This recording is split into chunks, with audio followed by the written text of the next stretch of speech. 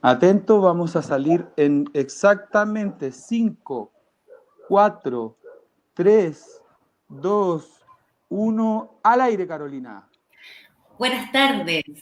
Dada la buenísima recepción que hemos tenido, les recuerdo que vamos en nuestro tercer ciclo de conversaciones en tiempos de incertidumbre, de cambio elemental. Agradecemos a quienes siempre nos acompañan día mismo a través de nuestro Facebook Live de Fundación Caserta. Profundizando en las dimensiones de nuestro mapa de desarrollo humano integral, hoy nos reúne conversar sobre la educación y los nuevos contextos en tiempos de incertidumbre. Desde los orígenes, cuando se educaba en torno al fuego y a las historias, o las artes liberales en la Edad Media, o la revolución industrial con el enfoque basado en competencias, la educación ha tenido que adaptarse a los nuevos contextos y las nuevas realidades. Hoy el contexto educativo se encuentra en un punto de inflexión acelerado por la pandemia, que nos ha llevado a profundizar la mirada desde un enfoque integral, multidimensional del ser. Enfoque que releva el contexto no solo físico, sino también socioemocional, junto a experiencias innovadoras al servicio de una educación integral, intercultural y medioambiental, para un reconocimiento del cuerpo, las emociones, la mente y el espíritu. Para conversar sobre el cambio de conciencia, los nuevos contextos educativos y construcción de un nuevo paradigma, el invitado de hoy es el director de educación de Fundación Caserta, Marcos Cifuentes, magíster en educación y psicólogo clínico de la Universidad de Humanismo Cristiano, coach ontológico de Newfield. Bienvenido, Marco. Muchísimas gracias por la invitación, feliz de colaborar y conversar con ustedes. Y como en todos nuestros ciclos anteriores, siempre nos acompaña en la moderación Marisol Camiroaga, periodista y docente, a quien agradecemos siempre estas buenas conversaciones en tiempos de incertidumbre. Bienvenida, Marisol. Gracias, Carola.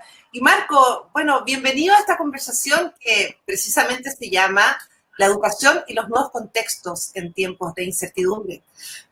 Quisiera comenzar, Marco, con una reflexión de Ken Robinson, que hace algunos días precisamente partió producto de un cáncer.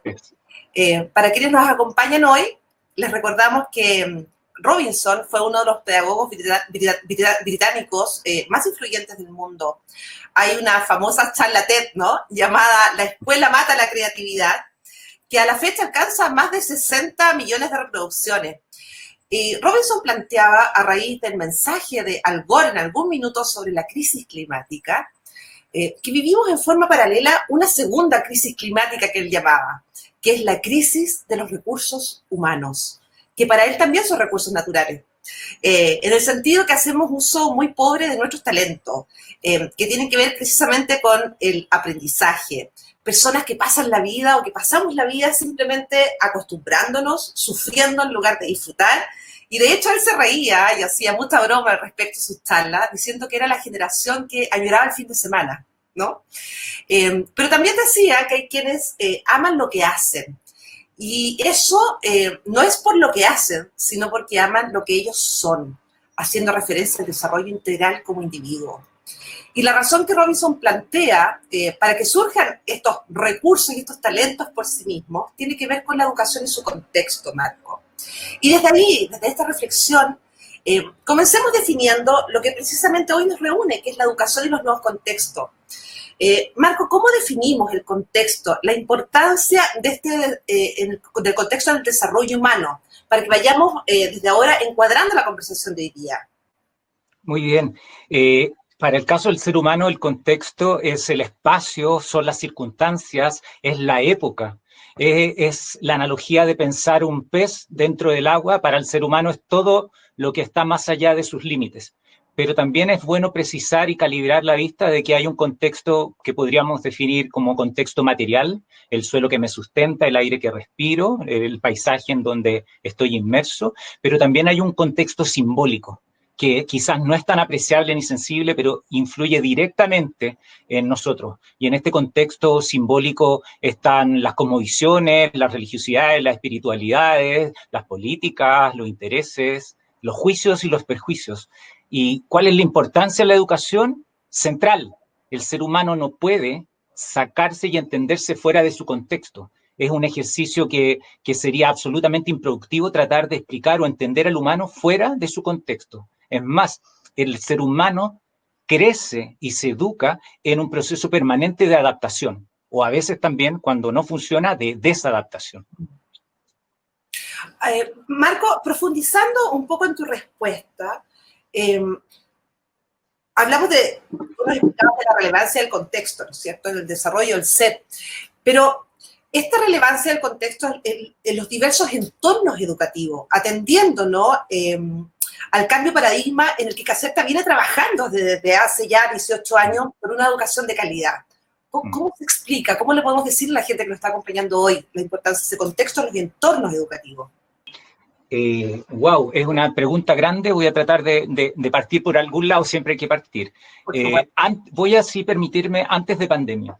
Antes de pandemia hay que entender la educación tradicional, que venía con un fuerte influjo en donde se hacía la apuesta principalmente por los elementos contenidistas, por un desarrollo más bien contenido de saberes. Entonces le daba especial énfasis a un proceso casi productivo de entregar contenido e información, y si tenía estos mínimos se consideraba una educación de calidad. Pero desde CACERTA nosotros entendemos que la educación no puede circunscribirse a un elemento cognitivo, a solo lo racional. El concepto de integralidad efectivamente pasa por tomarse en serio que la educación tiene la misión también de educar en ámbitos más sutiles, como es la educación en el ámbito emocional, como es la educación desde el sentido o la espiritualidad. Porque incluso podemos ser respetuosos de alguien que se está forjando en una concepción de lo humano atea, pero de alguna manera, incluso al ateo podemos invitarlo a preguntarse por el sentido más profundo de su existencia.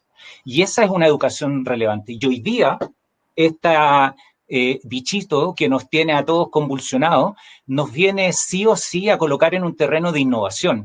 No es que si lo hacemos o no lo hacemos. El modelo del siglo XVII y XVIII, que venía de un sistema más bien carcelario, de control y de entrega de información, que después se transformó en escuela y que por lo demás es un invento tremendamente valioso. La escuela como tal fue y cumplió un rol fundamental en los procesos de alfabetización. Sin duda que avanzamos como humanidad tremendamente, pero hoy día esa escuela no da abasto. Entonces, la pregunta no es resolver la educación a nivel de la virtualidad o no la virtualidad, es qué educación queremos y cuál es la educación que necesitamos para construir un modelo y un proyecto de mundo mejor. Ahora, Marco, me imagino que hace referencia en tu respuesta a los cuadrantes que desde CACERTA trabajamos, ¿no? Que tiene que ver con el cuerpo, que tiene que ver con la mente, con el desarrollo de la mente, también con el espíritu. Ahora, desde ahí son 4 cuadrantes, ¿no? ¿Cómo ves tú eso en un contexto educativo? Lo estabas recién hablando de la educación pre-pandemia. Ahora vamos en pandemia. Sí, sin duda.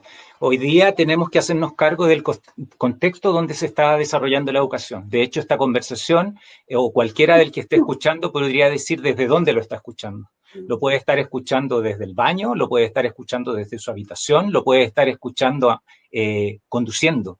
Entonces, la escuela también tiene que contemplar esto, porque antes era más fácil tratar de entender y contener lo que sucedía dentro de la sala o dentro de las paredes de la escuela. Entonces el profesor se daba cuenta del niñito que tiraba la cáscara o el que no prestaba atención o el que era muy obediente, pero tenía un contacto directo, sabía cómo eran, cómo se movían, el que se portaba bien, el que se portaba mal. Hoy día el contexto es muy complejo, porque en nuestra relación con muchos docentes, uno de los elementos más complejos guarda relación con las pantallas negras. Lo difícil que significa vincularse, por ejemplo, generar una emoción de encuentro con un estudiante que no sé si está ahí, y no en el término coloquial de no estoy ni ahí, no sé efectivamente si está ahí, porque también puedo cumplir desde un anonimato una no presencia. Entonces, eso genera desafío, pero genera también desafío respecto a cómo llevamos la resolución, los pensamientos, las relaciones. Imagínate un estudiante o una estudiante que llegó a su colegio este año y que estuvo una semana o 2 semanas, si tuvo la suerte 2 semanas con sus compañeros. O imagínate que ese estudiante nunca estuvo con sus compañeros y solo ha estado a nivel de las clases virtuales. ¿Qué desafío más grande para ese niño, independiente de la edad que sea, sentir que se ha vinculado? ¿O a qué nivel se ha vinculado? Porque quizás solo ha cumplido con las tareas que le ha dado, si es que tiene la suerte de tener conexión, que podríamos hablar más adelante de ese tema. Pero solo pensar en esto, ¿qué está pasando con ese estudiante que no ha logrado encontrarse, verse y jugar en presencia con otros? Eso resulta ser, para el desarrollo humano, muy complejo desde el punto de vista del generar vínculos, del aprender a resolver conflictos, de todos los procesos de socialización. Sin duda que son un gran desafío. Incluso a los jóvenes, ¿qué le está pasando a su estudiante? Que su impulso, es decir, salgo de mis referentes familiares y quiero ir a encontrar el mundo. Y la posibilidad que me está permitiendo esta cuarentena es ir a ver un mundo, pero que sí, es amplio, pero es virtual. Yo quiero salir a recorrer las calles, quiero ir a una fiesta, y eso es parte de un proceso de desarrollo esperable y lamentablemente hoy no se está pudiendo resolver, pero tenemos que ser creativos para ver la forma. Marco, me quiero tomar desde la palabra creatividad que acabas de mencionar, pero también te quiero llevar en este contexto a la vulnerabilidad, pero transversal, que tiene que ver con el contexto en que estamos viviendo. ¿Cómo han visto ustedes la experiencia de Caserta estos meses, el cambio, ¿no? Respecto, con ejemplos, sé que tienen muchas experiencias y casos que nos podemos relatar a la gente que nos está escuchando ahora.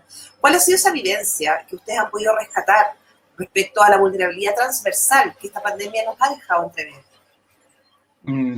Si me permite, Marisol, detenerme en el concepto de vulnerabilidad, porque, por ejemplo, en Chile hay unas definiciones, índices de vulnerabilidad, pero yo quisiera detenerme un poquito porque el concepto de vulnerabilidad, es un temazo y tiene que ver con los contextos. Yo hablaría de contextos que vulneran.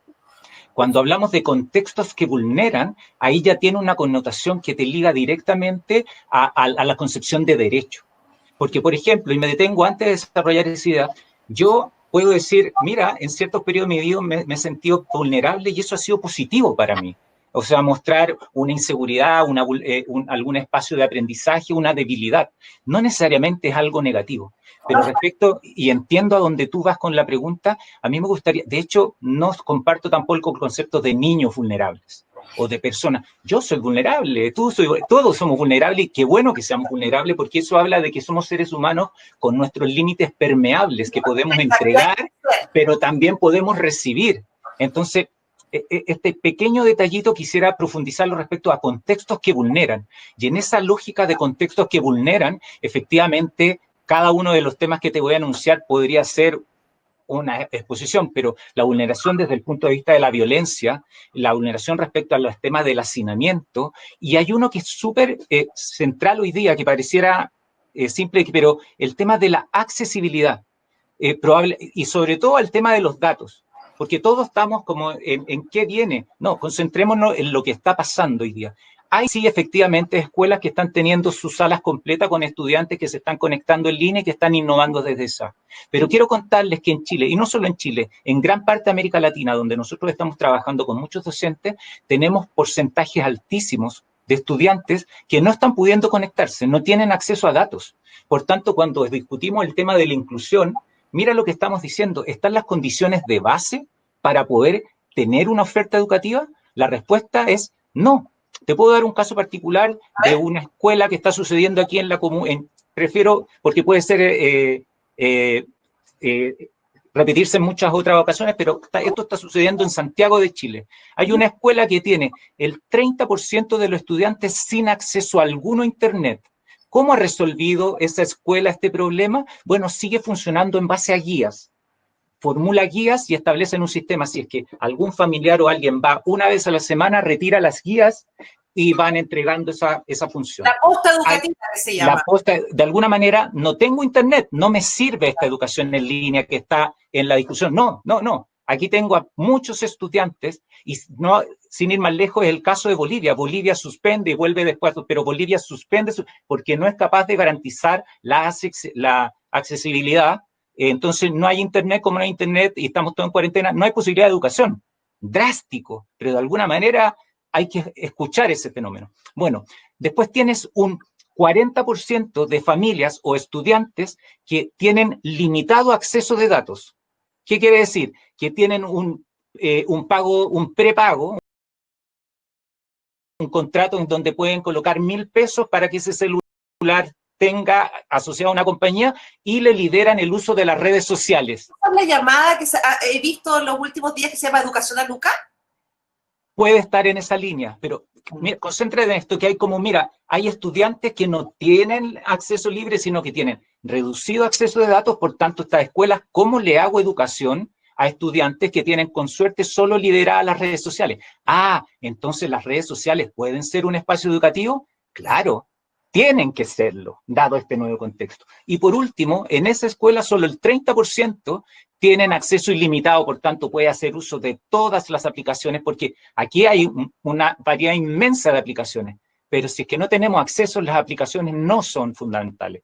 Entonces, se entiende, y ese es el caso de una escuela. Imagínate lo complejo que es establecer políticas públicas a nivel de Estado con esta diversidad de condiciones. Y ojo, estoy dando un ejemplo de una escuela en Santiago de Chile. No me estoy concentrando en las escuelas rurales, en el tema de accesibilidad o pueblos donde están resolviendo a nivel de radios comunales, podcast o incluso habilitan furgones con rondas educativas. Es decir, estamos viendo una dificultad, pero también se están viendo propuestas innovadoras de solución, pero aquí viene la conciencia. No existe la receta única. Se debe ir resolviendo, y lo cual yo veo como algo bastante positivo, es empoderar a esos equipos directivos y a esas escuelas a ser tremendamente creativos para leer sus contextos, leer sus estudiantes, leer su familia y sacar lo mejor de sí. Entonces, solo para cerrar, y lo podemos profundizar después, claro, no solo tenemos que hablar de la accesibilidad, no solo tenemos que hablar del contexto, sino hay un tema muy profundo y emergente. Imagínate, ¿cuántos de estos niños, por ejemplo, educación básica, están siendo educados por sus abuelos o sus padres?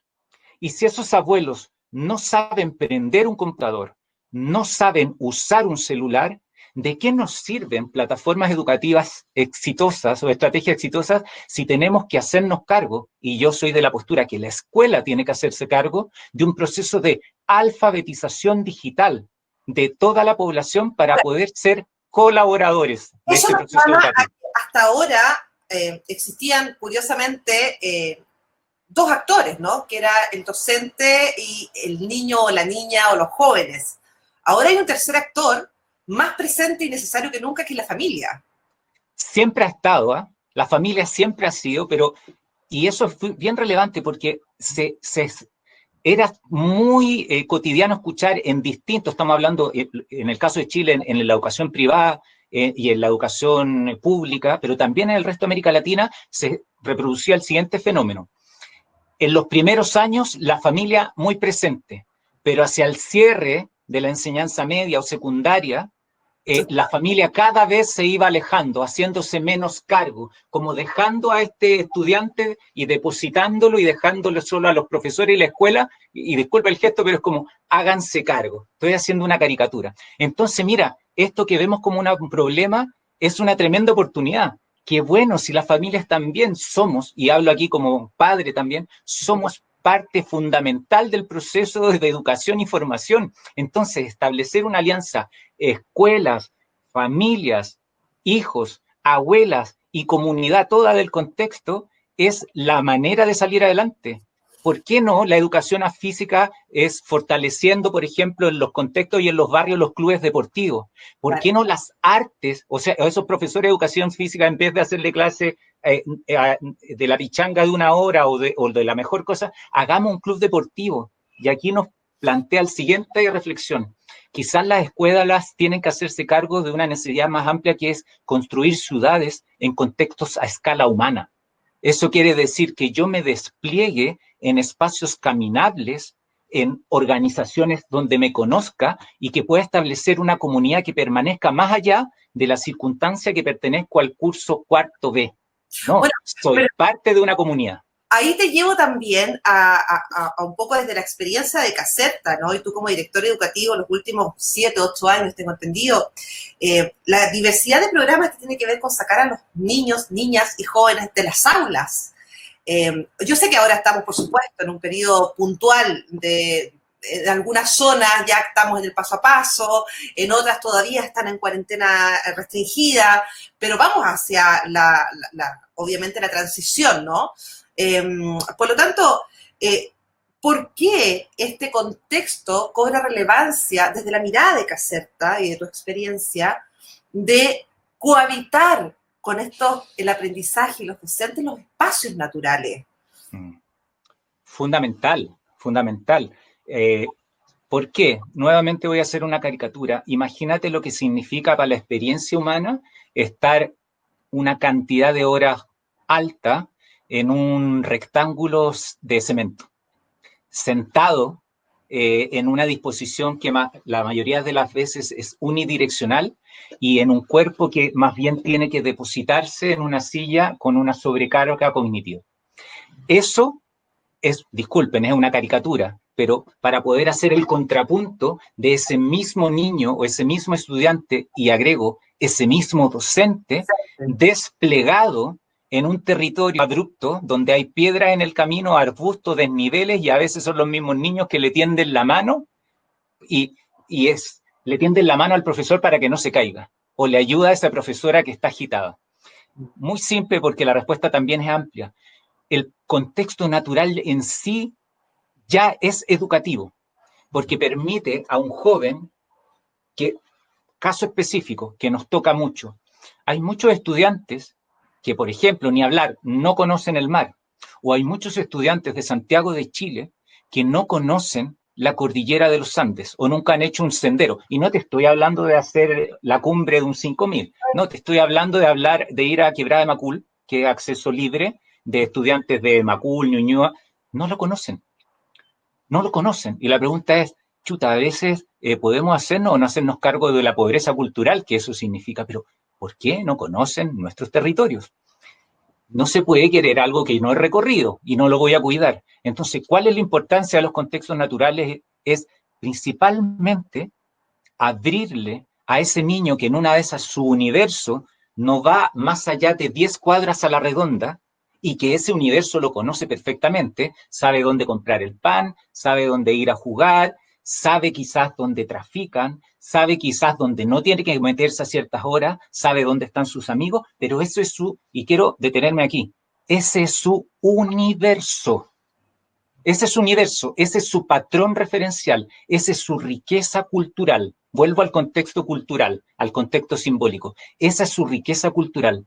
Tomemos a ese estudiante y imaginemos lo que lo vamos a hacer sin ninguna consigna, solo lo vamos a hacer caminar. Puede que te alegue, puede que quiera aprender el celular, pero cuando llega a la cima y esa vista que está acostumbrada a chocar con paredes de cemento, tiene la posibilidad de contemplar el vuelo de un cóndor a lo lejos, o le permitimos hacer un silencio donde la naturaleza, el silencio canta, el silencio se expresa, o donde cuando tú le dices, si guardamos silencio, puede que la vida tome forma. Estamos trabajando una metáfora de que los pájaros cantan. Por supuesto. Imagínate lo que significa como experiencia integral, vuelvo a la idea, como experiencia de aprendizaje integral para ese ser humano. Te podría dar miles de referencias, que lo desconectamos de la tecnología, que generamos vínculos, pero solo quiero dejarte con esa imagen. Es la equiparable de esa persona que no conoce el mar y por primera vez se descalza, que me tocó vivirlo, por ejemplo, en México, me ha tocado vivirlo acá en el norte, en experiencia educativa, no sabe... Alguna vez trabajamos con comunidades indígenas en México en un proyecto de Fundación Caserta en colaboración con otras familias donde estábamos fomentando de liderazgo y llevamos a muchos pueblos originarios que vivían en un sector cordillerano maravilloso, con una riqueza cultural y tradiciones, pero ellos, yo creo que más interesado el campamento, su experiencia era, queremos ir al mar, queremos ir al mar. Estamos hablando de jóvenes de 16, 17 años, líderes sociales maravillosos. No puedes imaginar, y el regalo para mí, lo que ahí estamos, cuando ellos se descalzan, caminan por esa arena y corren en dirección al agua. Nosotros corríamos atrás para que no se ahoguen, pero imagínate la felicidad que significaba para esos niños meter los pies al agua. De eso estamos hablando. Esa es la importancia que tiene la naturaleza. Te hace sentir parte de un todo más amplio. Te rompe las 10 cuadras a la redonda, te hace tomar conciencia que eres parte de un contexto bello. Y aquí quiero hablar de la belleza en la educación. Soy parte de un contexto bello, maravilloso, perfecto, donde puedo nadar. Hay peces en el agua. Oye, hay pájaros en el aire. Es una estupidez lo que te estoy diciendo, pero eso nosotros no lo olvidamos. Y es maravilloso. Y un niño, cuando tiene esa primera experiencia, es que le gatillamos algo fundamental en educación, que es el asombro. Y por último, para no alargarme en este punto, cuando hacemos las experiencias desde Caserta en la naturaleza, queremos recobrar algo que en términos técnicos se llama el ritmo circadiano, que es decir, el día tiene 24 horas. Y mírate, la escuela se ha circunscrito a espacios de encierro. Y no escuchen aquí crítica, yo soy aliado de la escuela, pero estoy haciendo un análisis para poder ampliar posibilidades. Estamos siempre concibiendo la escuela y el sistema educativo dentro de cientos horarios que están o de mañana a tarde. Y mírate la circunstancia que implica llevar a niños o jóvenes a la experiencia de la noche. Sí, el hecho de nosotros ser citadinos también nos ha invitado a recluirnos, a perder este manto maravilloso que se despliega, y sobre todo en la cordillera o en un lugar sin contaminación lumínica. Yo he visto niños maravillados, acostados. Yo digo, ¿no tienen frío? No, ¿sí? El frío les importa, están embobados mirando el cielo. O acompañar a un estudiante que por primera vez ve una estrella fugaz, que para cualquiera dice, eso, ¿qué gracia tiene? Eso es maravilloso. Eso es algo que se recuerda y que queda como un tesoro en el alma. No sé si respondo a tu pregunta, pero eso, la educación y los campamentos en la naturaleza también, no solo soy parte de este planeta, soy posible en el día, en la noche y con todas las emociones que eso y con los desafíos que eso implica. Pero son, de alguna manera, aprendizajes que no se van a olvidar. Marco, vamos a pasar ahora a los saludos porque quiero profundizar. Precisamente ahora hablamos de la naturaleza, pero también tenemos que ver los contextos de encierro que muchos, tanto docentes como alumnos están viviendo o alumnas están viviendo hoy en día. Entonces, antes de profundizar eso, quiero pasar a saludos y algunas preguntas cortitas que nos están llegando en este minuto. Isa Martínez saluda, Eliana Uribe, buenas tardes de San Pedro de Melipilla. Patricia dice, en periodo COVID aparece un nuevo agente en la relación docente-alumno. Algo esbozamos, pero podríamos profundizar esto, que es la brecha digital. Hablamos del concepto de la vulnerabilidad, pero podríamos especificar ahora puntualmente, porque luego vamos a ir a la acción, ¿no? Sobre la brecha digital entre la relación docente y alumno. Sí. Habitualmente estamos hablando de la brecha digital de los estudiantes, pero yo quisiera detenerme porque lo estamos viendo muy directamente con la brecha y pongámosle también el desafío digital en los docentes. He tenido la alegría de acompañar docentes que están como en la última etapa de su vida docente, después de haber trabajado y ejercido su labor 30 años, y se ven en este contexto sin redes sociales, con un manejo básico de un correo electrónico y en donde las circunstancias y el contexto le están exigiendo hacer clase mediante plataforma. Entonces, esa brecha digital, insisto, implica ir adaptando y no tenemos que rearmar los grupos, incluso los grupos de docentes. Entonces, ¿cómo fomentamos los aprendizajes colaborativos? Porque ese profesor docente puede ayudarte muchísimo, pero hay que enseñarle y puede sonar muy jocoso, pero tenemos que enseñarles desde cómo prender el computador, Y es como, imaginémonos, voy a hacer un ejemplo. Acuérdense, o si pudiéramos viajar al Chile de los años 60, donde los estudiantes llegaban a veces a sus casas y en esas casas la mayoría de los familiares adultos no sabían leer ni escribir. Sí. Bueno, eso mismo está pasando, o un equivalente, donde estudiantes con suerte están pudiendo aprender, pero aquí la buena noticia, podemos invertir la tortilla. Quienes pueden enseñar a veces son esos jóvenes. Mira lo maravilloso de una escuela donde los jóvenes y los estudiantes puedan enseñarles a sus profesores. Nosotros establecimos ciertos canales de conversación y donde los estudiantes les enseñaban a utilizar las redes sociales como espacio educativo. Es más, le proponían hacer webinar live y que ellos se ofrecían a facilitar o, imagínate, hacer este proceso de acortar la fecha invirtiendo la tortilla. Y esto siempre ha sido así. ¿Por qué solo el que tiene el saber es el docente y el que no sabe es el estudiante? Entonces también esto nos permite, la brecha digital nos permite volcar la tortilla y decir, bueno, validemos los saberes de los estudiantes.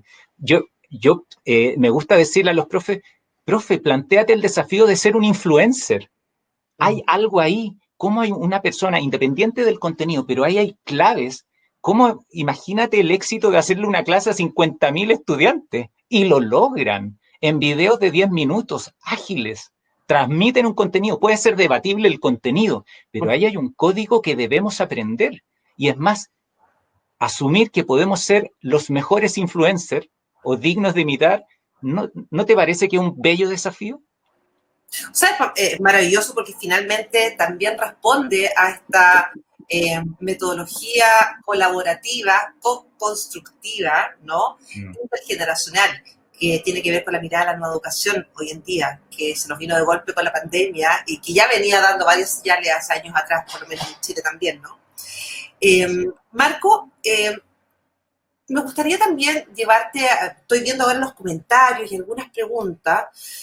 Esta pandemia, y precisamente con lo que tú comentabas, tanto en la docencia como en el aprendizaje de los niños, niñas y adolescentes, ha visibilizado una realidad sobre los límites entre este contexto público y privado de las personas.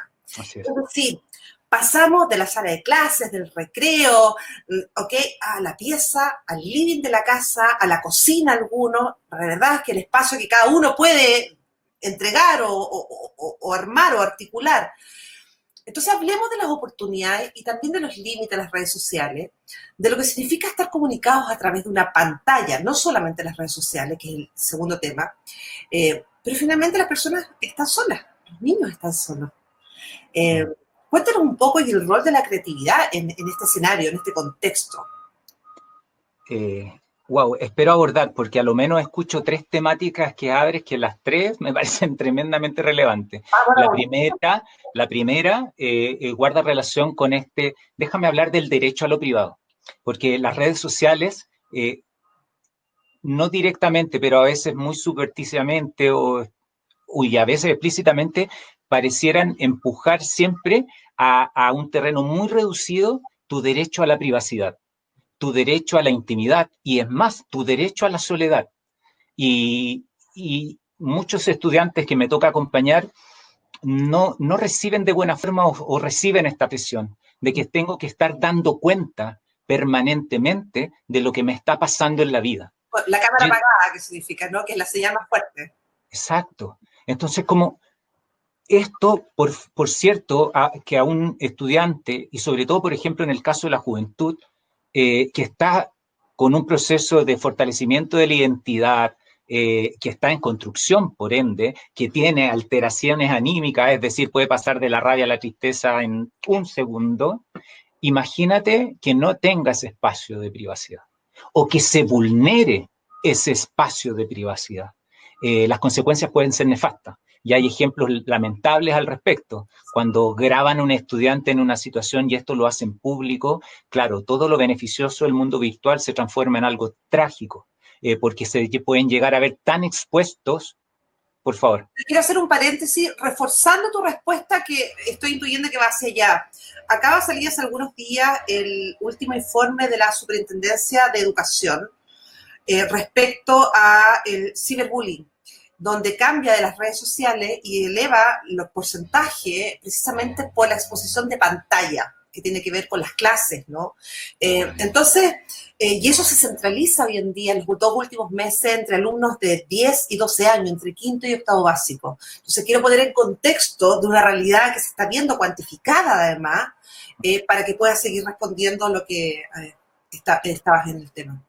Sí, esa investigación viene a ratificar el punto que quería desarrollar, que de alguna manera el desafío educativo hoy día es también independiente que está ocurriendo dentro de la casa, porque no es solo la privacidad del estudiante. Hay videos bastante interesantes, por ejemplo, uno circuló hace un par de meses atrás de Colombia, donde un profesor está dando la clase y tiene que suspender porque se empiezan a escuchar ruidos que al parecer eran petardos, pero en realidad lo que estaba sucediendo es que había una balacera a las afueras de su casa. Entonces, imagínate, esa intimidad o ese espacio de ese profesor está siendo público en una clase. Y no nos vamos a quejar también. Entonces, la privacidad viene a irrumpir en lo público, entonces nosotros tenemos como educadores que seguir cultivando en la medida que se pueda, porque en casas donde hay hacinamiento este es un desafío muy grande, o sea, en espacios reducidos de 40 metros cuadrados y donde viven 8 personas, es muy complejo cumplir esto que estoy diciendo y estoy consciente de aquello, pero aún así hay que buscarlo,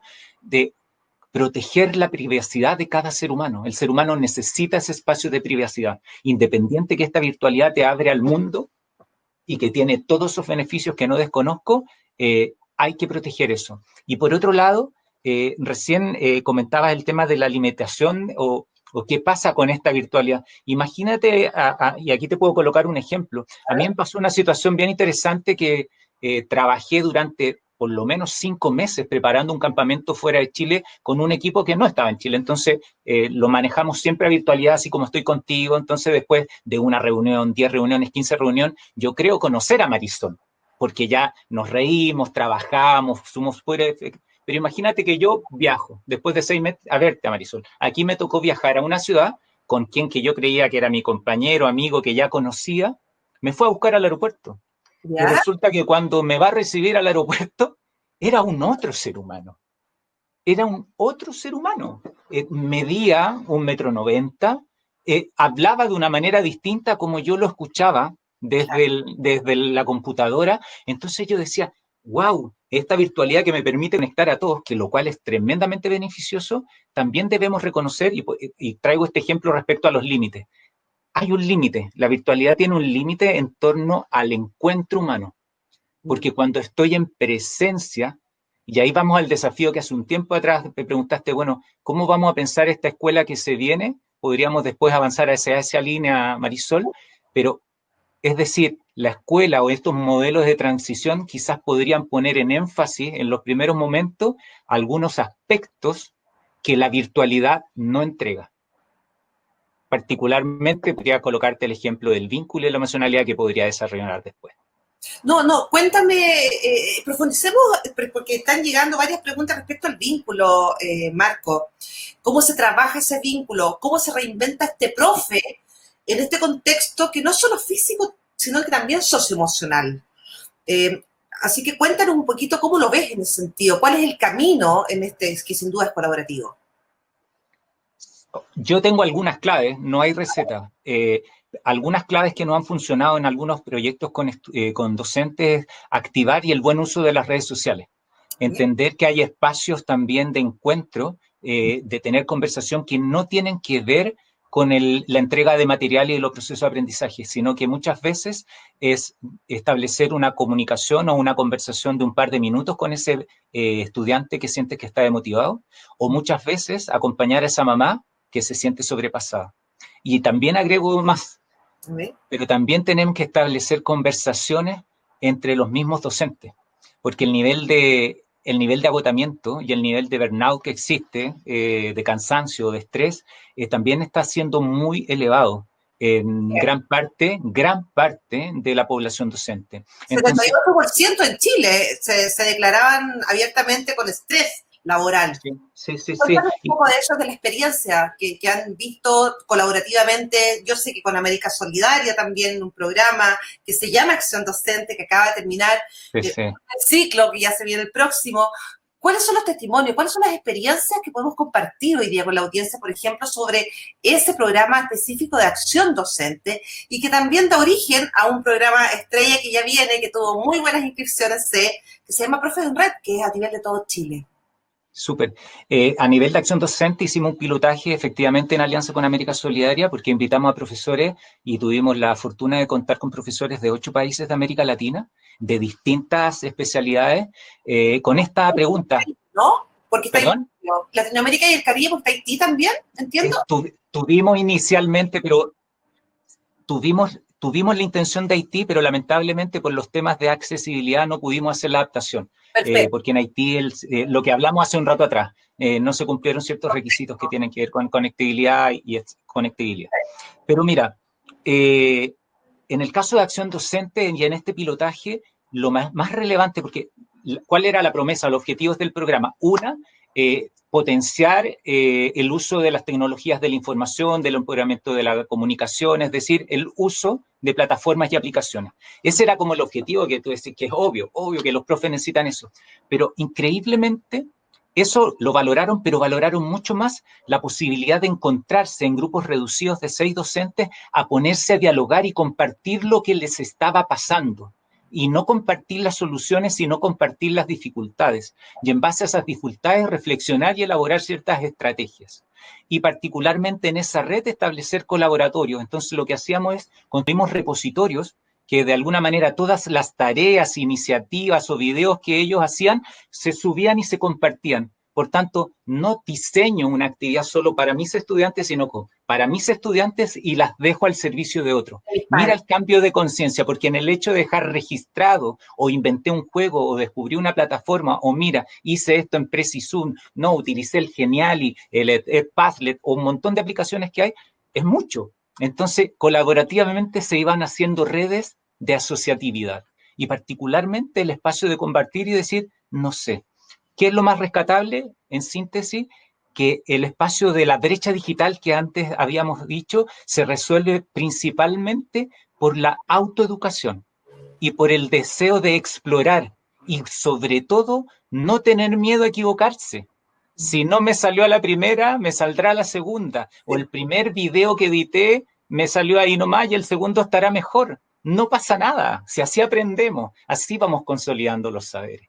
Ese es a nivel de América Latina. Y ahora tenemos la alegría que vamos a estar con 72 países, 72 profesores en un programa que se llama Profe en Red, que tiene también este fenómeno de la multiculturalidad, porque la educación, y que no hemos abordado, que es el elemento de lo multicultural, que se dio en acción docente, escuchar el relato del El Salvador, con lo que está pasando en Uruguay o en Argentina, a veces uno dice, ¿qué tan distintos somos? Bueno, hay reales particularidades, pero hay desafíos que son absolutamente transversales y que responden por lo menos a problemáticas de Occidente.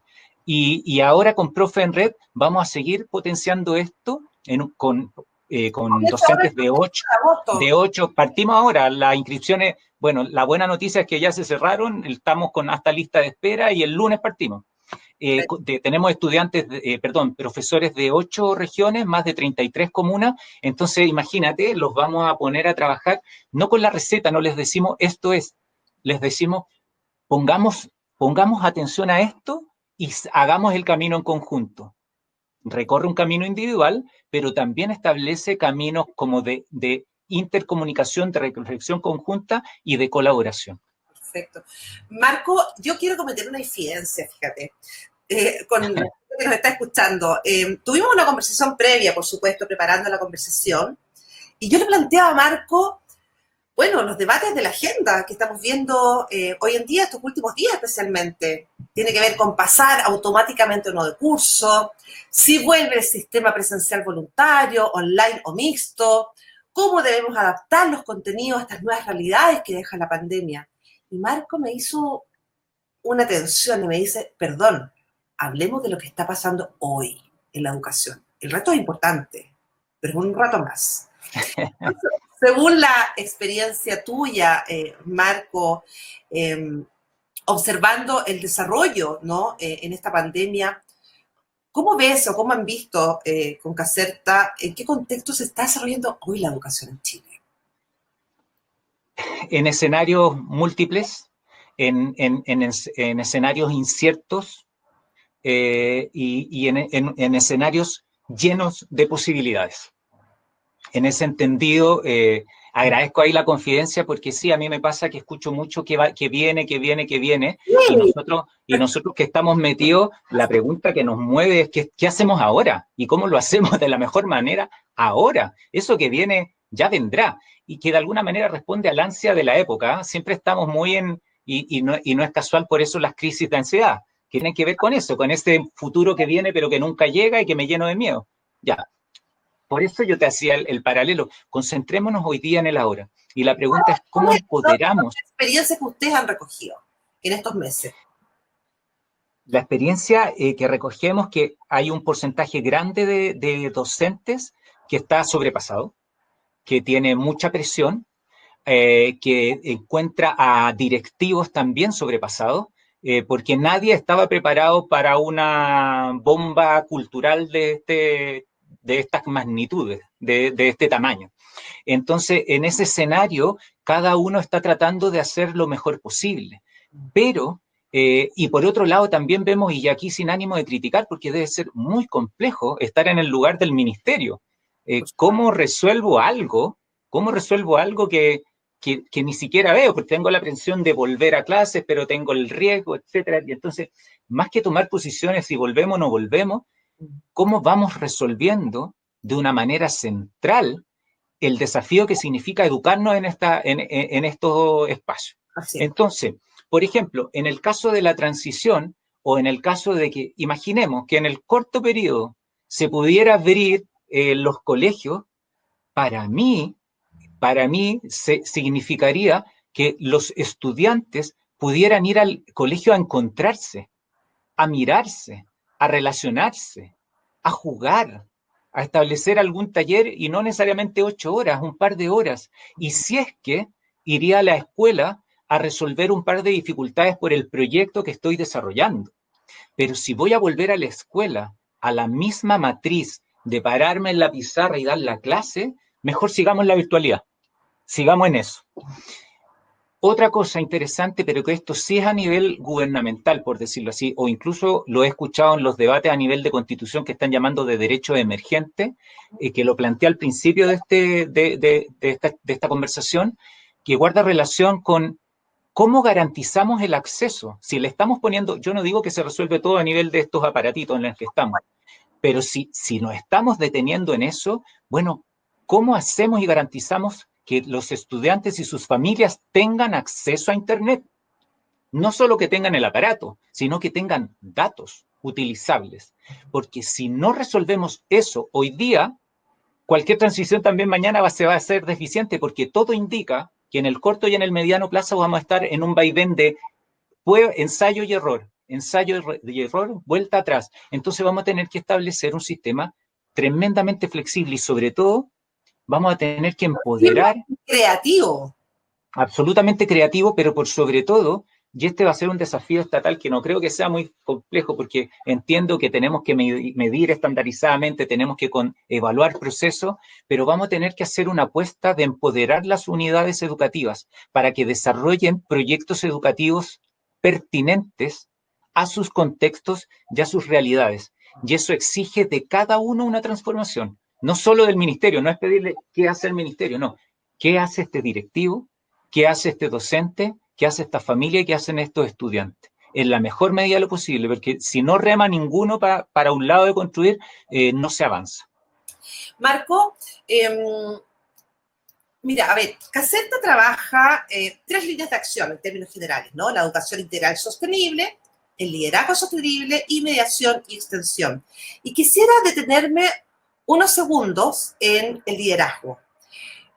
¿Cuál es el pulso que han tomado con los jóvenes en esta pandemia en Caserta? En el entendido que están con programas de liderazgo en colegios, en distintas comunas y también a nivel latinoamericano a través de Concausa, ¿no? En conjunto con América Solidaria. ¿Qué reflexiones has podido rescatar o han podido rescatar desde los distintos contextos interculturales con el programa de Concausa específicamente? Sí, lo primero es derribar el mito que la juventud no está interesada o que la juventud no está ni ahí. Eso es un mito que no existe. nosotros somos testigos directos que incluso en los jóvenes más deprivados siempre está el impulso o ese malestar o a veces esa rabia tiene que ver con la sensación de o de injusticia o de disconformidad. El tema es cómo manejamos esa disconformidad propia del joven. Y lo que hemos encontrado es una tremenda riqueza cultural desde los jóvenes, un tremendo compromiso por querer mejorar las cosas.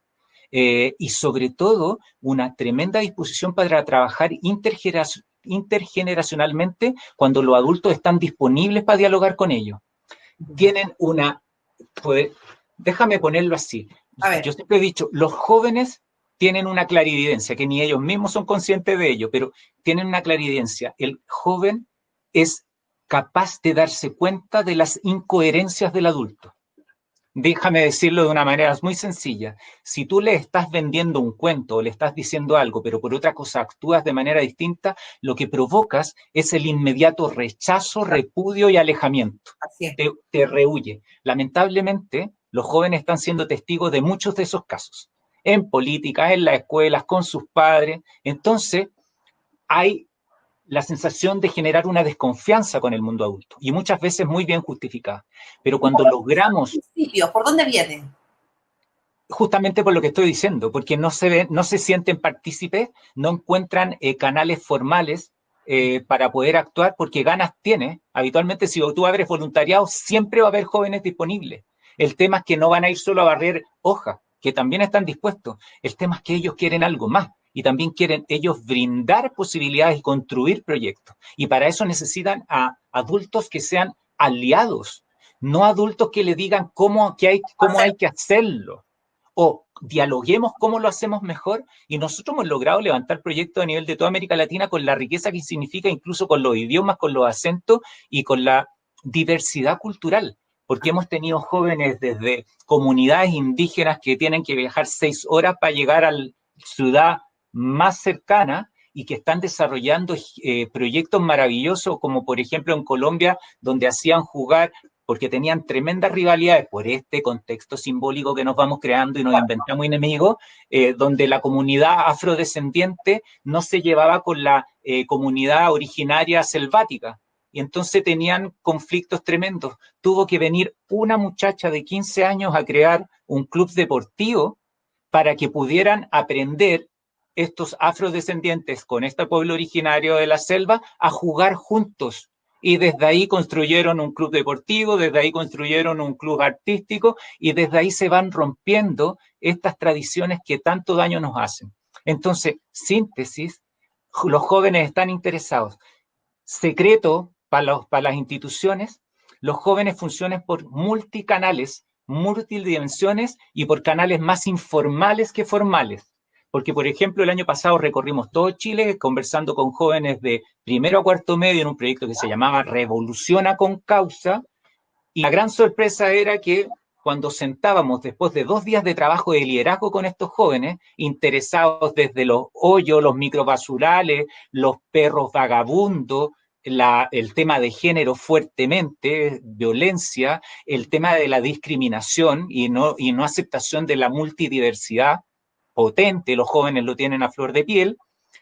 Cuando poníamos a ese joven a conversar con las autoridades locales, lejos y de cualquier color político, y teníamos que hacer un trabajo con los jóvenes para que pudieran expresar y escuchar, y también con esas autoridades para que escucharan y no fueran a dar un discurso de 40 minutos que a los 5 minutos el joven ya no te escucha. Es decir, hacíamos coloquios, hacíamos círculos de conversación. La gran noticia fue que podían conversar y se enteraban que los municipios muchas veces tenían recursos asignados o proyectos. Habían proyectos que estos chiquillos no conocían. ¿Por qué? Porque era una suerte de diálogos de sordos. Los municipios o las seremías establecían canales, informaban por canales que los jóvenes no ven. Era tan fácil como esos concursos difundirlos por Instagram, por ejemplo, u otras plataformas. Pero no se enteraban, entonces generaban puentes que no existían. No porque no estuvieran los intereses, porque no habían estrategias para vincular estos dos mundos. Marco, te voy a interrumpir. Vamos a ir un poco con los comentarios y las preguntas de la audiencia. Y te voy a desafiar al lenguaje sintético, ¿ok? Para poder responder la mayor cantidad de gente, que es bastante. Vamos. A ver, comentario, Eliana Uribe, los profesores hemos tenido que aprender distintos aspectos de la tecnología a niveles superiores. No ha sido fácil, pero es desafiante. Gracias, Eliana. Absolutamente de acuerdo. Anoka Tan, educación que se acerca a las necesidades comunitarias. Me parece importante eso de por qué no hacer educación desde los clubes deportivos, desde huertas educativas. Gracias, Ica, por tu comentario. Fabiola también comenta la riqueza del contexto de aprender. Juan Carlos Viveros de Chiloé pregunta, esta tuya, síntesis de lenguaje, Marco. ¿Qué tecla o teclas tenemos que apretar en quienes manejan el sistema educacional chileno para convencerlos, seducirlos y motivarlos a la transformación desde un sistema productivo, llama él, me imagino que tiene que ver con solo los contenidos, a uno más humano, integral y consciente? Las teclas, yo en síntesis, la tecla es innovar, atreverse a crear en mis ámbitos de acción. Hay que establecer qué luchas puedo dar y a qué escala, y todas son válidas. Pero si solo me pierdo en la escala de cambiar el pensamiento del ministerio, el Estado, y son personas detrás de eso. Pero entonces lo que tenemos que nosotros transformar es personas en la escala que podamos. Habitualmente las innovaciones no vienen desde el centro del establishment. Las innovaciones vienen de la periferia. Entonces, ¿cuáles son las teclas?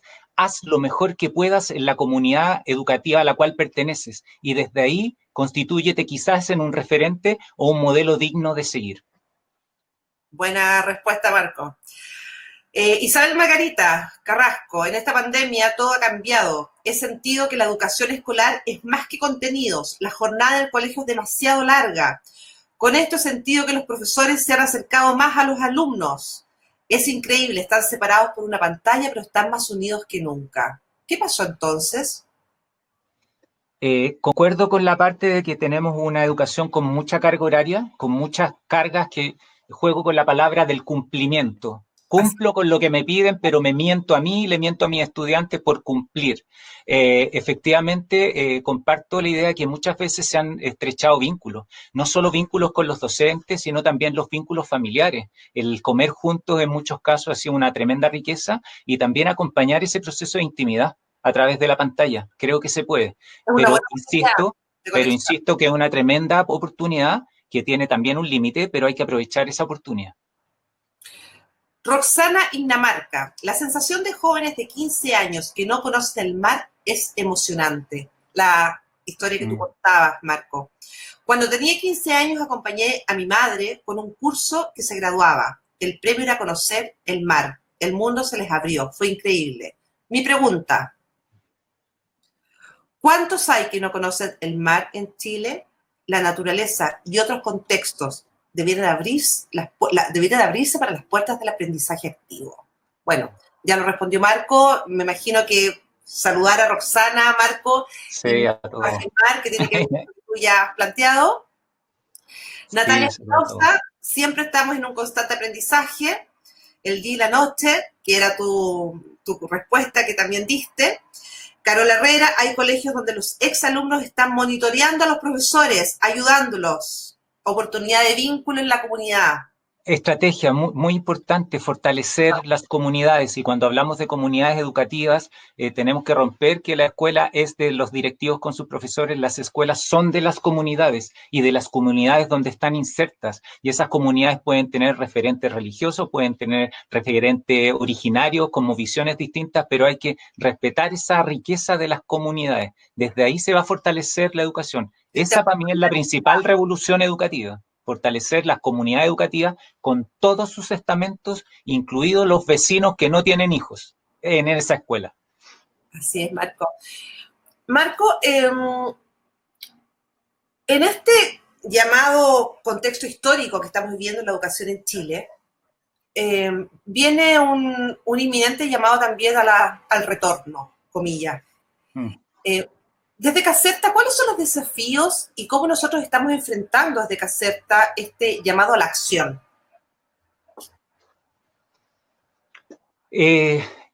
Wow. tengo la sensación que desde Caserta nosotros nos tomamos en serio esto de que somos seres humanos en tanto somos con otros. Somos seres humanos en tanto nos aceptamos y trabajamos en la perfección de nuestras imperfecciones. Y ahí está el concepto de la integralidad. Y particularmente en la lógica de estar en el aquí y en el ahora. Y el aquí y el ahora significa mirar con atención la realidad y el contexto en el que estoy, ser creativos, pero romper con la consigna del individualismo. Si llevar una reflexión a esta conversación, yo te diría, ¿qué deberíamos sacar de nuestras cabezas? Es que solo podemos, es que solo progreso, es que solo voy a conseguir mayores ingresos. Oye, vino un bichito, no respetó riqueza, frontera, nos dijo, un gran maestro nos dijo, ¿saben qué? Un bichito puede saltar de un continente a otro así. Eso que nos estamos viviendo trágicamente, reconfigurémonos y digamos, oye, no puedo seguir alimentando la conciencia de que estoy solo. Lo anticipó Nietzsche hace mucho tiempo, el nihilismo, ese vacío existencial que lamentablemente muchas personas están viviendo también hoy día. Por eso las tasas de depresión, decir, no voy más. Para Mafalda era chistoso decir, me bajo de este mundo, pero en la conciencia bajarse de este mundo es decir, no voy más. Entonces, ¿cómo lo estamos tomando en Caserta? Hagámonos cargo. Esto que es un problema puede ser una tremenda oportunidad para innovar, para ser creativo y sobre todo para construir educación con sentido, no cumpliendo y mintiéndonos, sino con sentido. ¿Qué mundo queremos construir? ¿Qué entorno queremos proteger? ¿Qué relaciones queremos cultivar? Marco, quiero tomar también un comentario de Karen Herrera. Muchas gracias por tan valiosa conversación. Soy profesora de yoga infantil y priorizo la comunicación de la compañía antes que el contenido formal. Las y los pequeños necesitan sentirse apañados. También quisiera, tú acabas en tu respuesta hablar de la palabra innovación. Y ahí te quiero ser bien sintético. Llevamos más de una hora, Marco, se ha pasado volando. Entonces, desde tanto que se ha debatido hoy en día de lo que necesitamos como innovación pedagógica, ¿cuál es la propuesta de valor que debiera tener esta innovación pedagógica que propone Caserta? Sí, la innovación no es partir de cero, la innovación no es partir de la nada, es tomar lo valioso y desde ahí también hacer pequeñas recetas. Cuando nosotros diseñamos experiencias de aprendizaje. Y estas dos frases, experiencias de aprendizaje, es decir, cuando yo aprendo matemáticas, no aprendo matemáticas aquí, aprendo matemáticas con el cuerpo.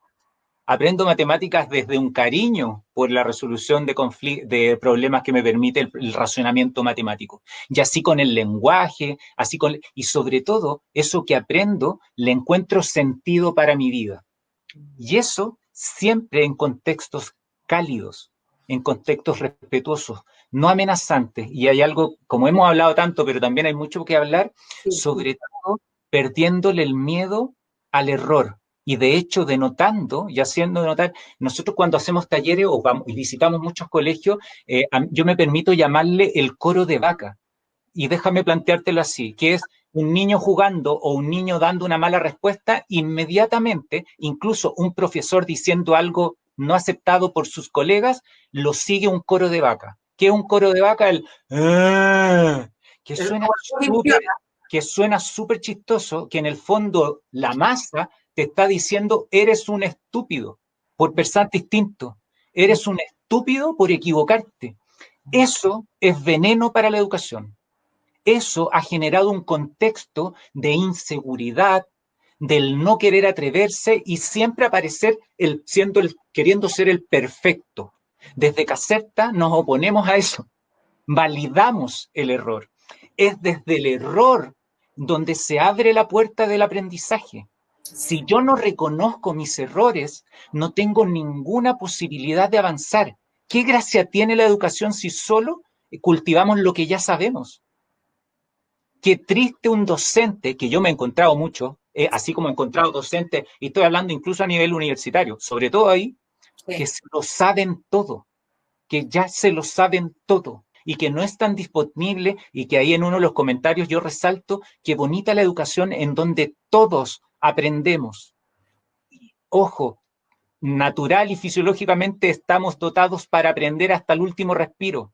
La pregunta es, ¿qué calidad de aprendizaje? O sea, ¿dónde intencionamos el aprendizaje? Y ahí está la pregunta. Y desde Caserta, conciencia ecológica, cuidado de los vínculos, respeto por la diversidad y la multiculturalidad, y sobre todo el valor de la alianza y el fortalecer las comunidades. Estas conversaciones cariñosas con sentido son absolutamente necesarias para nutrir el alma y nutrir el sentido de la existencia.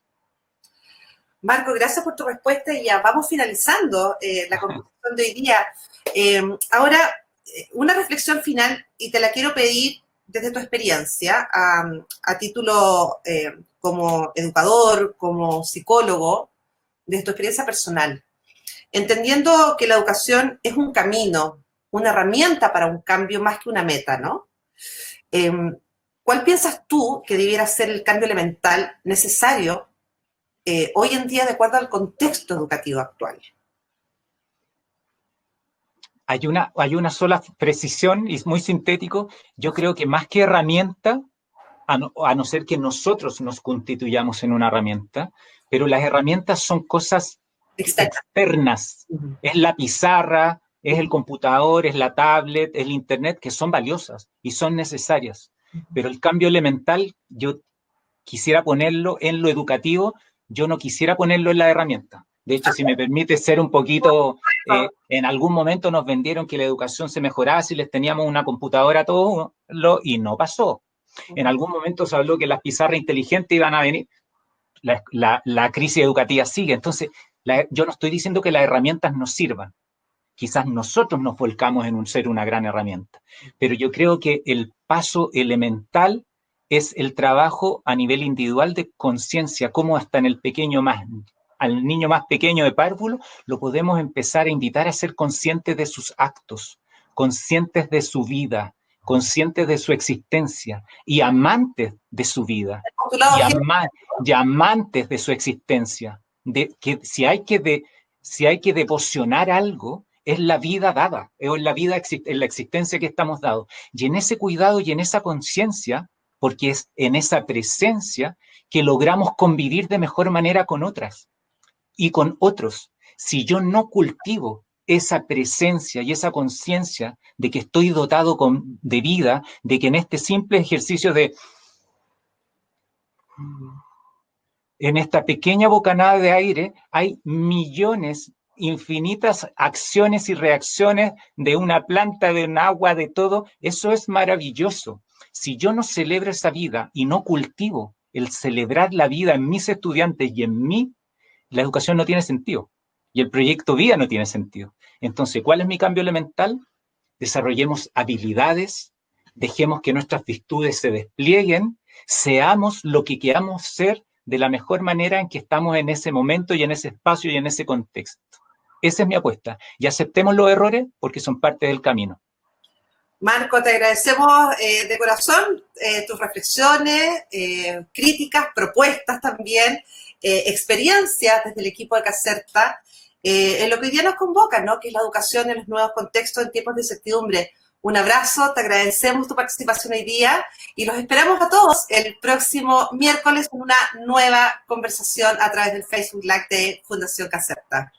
Buenas noches. Gracias, Marco. Muchas gracias a ti. Buenas noches a todos y todas.